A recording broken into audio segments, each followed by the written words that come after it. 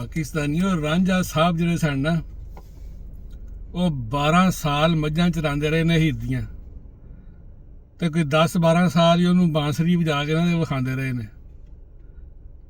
ਉਹਦਾ ਉਹਨੂੰ 12 ਸਾਲ ਬਾਂਸਰੀ ਵਜਾਉਣ ਦਾ ਤੇ ਮੱਝਾਂ ਚਾਰਨ ਦਾ ਇੱਕ ਟਕੇ ਦਾ ਫਾਇਦਾ ਨਾ ਹੋਇਆ। ਹੀਰ ਫਿਰ ਵੀ ਕਿਸੇ ਹੋਰ ਨਾਲ ਨੱਸ ਗਈ।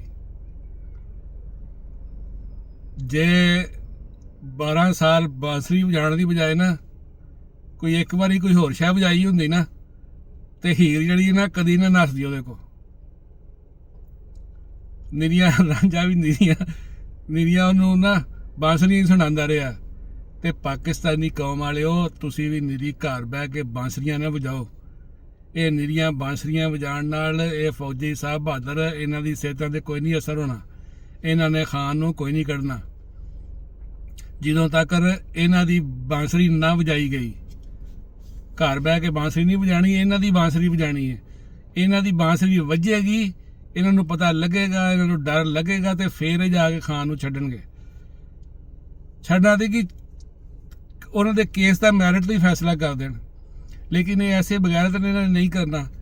ਤੇ ਕੌਮ ਵੀ ਸਾਡੀ ਜਿਹੜੀ ਉਹ ਠੰਡੀ ਉਹ ਕੀੜੇ ਮਕੌੜਿਆਂ ਵਾਲਾ ਹਿਸਾਬ ਹੈ। 25 ਕਰੋੜ ਲੋਕ ਨੇ ਘਰ ਬੈਠੇ ਨੇ, ਕੋਈ 10-15 ਲੱਖ ਬੰਦਾ ਹੀ ਨਿਕਲ ਆਏ। ਇੱਕ ਸ਼ਹਿਰ ਦੇ ਬੰਦੇ ਨਿਕਲ ਆਉਣ, ਉਹਨਾਂ ਨੂੰ ਬੰਦਾ ਪੁੱਟ ਕੇ ਰੱਖ ਦਿੰਦਾ ਹਰ ਸ਼ਾਹ ਉਹਨਾਂ ਦੀ। ਉਹ ਮਜਬੂਰ ਹੋ ਜਾਣਗੇ ਅਦਾਲਤਾਂ ਜਿਹੜੀਆਂ ਨੇ ਸਹੀ ਫੈਸਲੇ ਕਰਨ ਦੇ। ਲੇਕਿਨ ਜੇ ਤੁਸੀਂ ਘਰ ਬਹਿ ਕੇ ਬਾਂਸਰੀ ਵਜਾਣੀ ਹੈ ਤੇ ਫਿਰ ਉਹਨਾਂ ਨੇ ਜਿਹੜਾ ਨਾ ਉਹਨਾਂ ਨੇ ਕੱਖ ਨਹੀਂ ਕਰਨਾ ਇੱਥੇ, ਨਾ ਉਹਨਾਂ ਨੇ ਖਾਨ ਨੂੰ ਛੱਡਣਾ। ਉਹਨਾਂ ਦੀ 77 ਸਾਲਾ ਦਾਦਾਗਿਰੀ ਤੇ ਬਦਮਾਸ਼ੀ ਜਿਹੜੀ ਹੈ ਨਾ ਉਹਦਾ ਅਖਤਤਾਮ ਹੈ। ਉਹ ਕਿਵੇਂ ਖਾਨ ਨੂੰ ਛੱਡਣ? ਜਿੰਨੀ ਉਹ ਬਦਮਾਸ਼ੀ ਕਰਦੇ ਨੇ ਉਸ ਤੋਂ ਵੱਧ ਕਰਨੀ ਪੈਣੀ ਹੈ, ਫਿਰ ਉਹਨਾਂ ਨੇ ਛੱਡਣਾ। ਤੇ ਦੂਸਰੀ ਹੈ ਜਿਹੜੀ ਇਹਨਾਂ ਦੀ ਵੇਖੋ ਤੁਸੀਂ ਮਰੀਮ ਨਵਾਜ਼ ਚੀਫ ਮਿਨਿਸਟਰ ਪੰਜਾਬ ਦੀ, ਭਈ ਤੈਨੂੰ 60 ਸਾਲ ਦੀ ਤੂੰ ਬੁੱਢੀ ਮਾਈ ਹੈ ਤੇ ਹੋਂਠ ਤੇ ਫਿਲਰ ਲਵਾ ਰਹੀ ਹੈ। ਸਾਰੀ ਦੁਨੀਆ 'ਚ ਮਾਡਲ ਤੇ ਐਕਟਰ ਲੋਕ ਜਿਹੜੇ ਨੇ ਉਹ ਫਿਲਰ ਲਵਾਉਂਦੇ ਨੇ ਜੀ ਹੋਂਠ ਮੋਟੇ ਕਰਨ ਵਾਸਤੇ। ਇਹਨੇ ਵੀ ਲਵਾ ਤਾਂ ਲਏ ਨੇ ਤੇ ਹੁਣ ਉਹ ਸੱਜੇ ਖੱਬੇ ਦਾ ਫਰਕ ਆ ਗਿਆ। ਹੁਣ ਤਕਰੀਰ ਕਰਦੀ ਉਹਦਾ ਸੱਜਾ ਵੱਖਰਾ ਲਮਕਦਾ ਹੁੰਦਾ ਤੇ ਖੱਬਾ ਵੱਖਰਾ ਲਮਕਦਾ ਹੁੰਦਾ।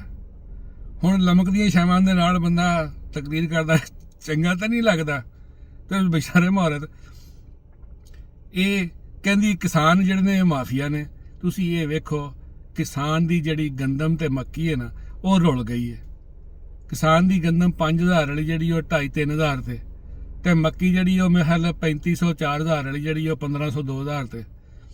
ਉਸ ਕਿਸਾਨ ਦਾ, ਛੋਟੇ ਕਿਸਾਨ ਦਾ ਉਹਦਾ ਕੋਈ ਖਿਆਲ ਨਹੀਂ ਕਰਨਾ। ਆਪਣੀਆਂ ਜਿਹੜੀਆਂ ਨੇ ਮੇਕਅਪ ਦੀਆਂ ਠੋਸੀਆਂ ਜਾਣੀਆਂ ਨੇ ਤੇ ਉਹਨਾਂ ਨੂੰ ਉੱਤੋਂ ਕਹਿੰਦੀ ਇਹ ਮਾਫੀਆ ਵੇ। ਉਹ ਹੁਣ ਕਿਸਾਨ ਗਰੀਬ ਆਦਮੀ ਹੈ, ਉਹਦੀ ਕਣਕ ਤੇ ਮਕਈ ਜਿਹੜੀ ਉਹਦਾ ਕੋਈ ਹਾਲ ਨਹੀਂ। ਲੇਕਿਨ ਇਹ ਜਿਹੜੇ ਅਮੀਰ ਲੋਕ ਨੇ ਇਹਨਾਂ ਦੀ ਜਿਹੜੀ ਸ਼ੂਗਰ ਵੇਖੋ ਉਹ ਕਦੀ ਜਿਹੜੀ ਉਹਦੀ ਕੀਮਤ ਘੱਟ ਨਹੀਂ ਹੋਈ, ਕਿਉਂਕਿ ਉਹ ਅਮੀਰਾਂ ਦੀ ਹੈ।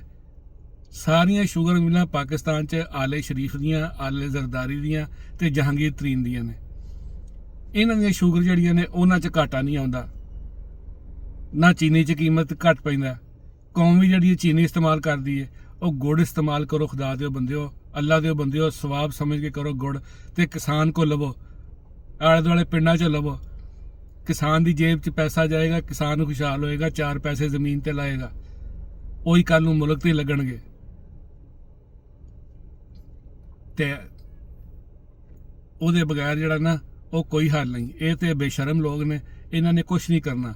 ਇਹਨਾਂ ਨੇ ਸਿਰਫ ਆਪਣੇ ਮਫਾਦਾਤ ਹੀ ਵੇਖਣੇ ਨੇ। ਤੁਸੀਂ ਨਿਕਲੋ ਪਾਕਿਸਤਾਨ ਦੇ ਤੇ ਇਹਨਾਂ ਦੇ ਫੱਟੇ ਚੁੱਕਦੇ ਹੋ ਇਹਨਾਂ ਦੀ।